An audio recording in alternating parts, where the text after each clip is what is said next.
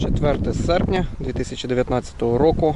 Ми знаходимося на зупинці вулиці Академіка Підстригача, де триває ремонт вулиці Наукової. Вже відновлене дорожнє покриття від перехрестя Стрийська Наукова до самої зупинки.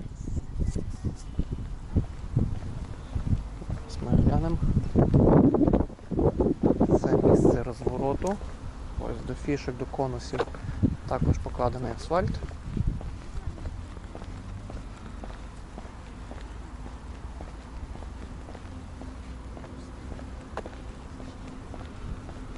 Тут також.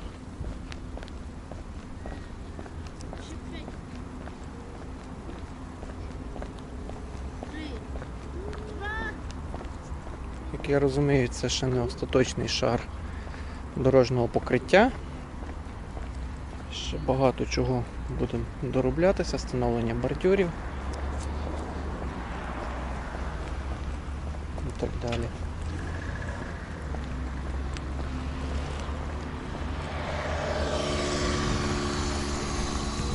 Ремонт триває повним ходом.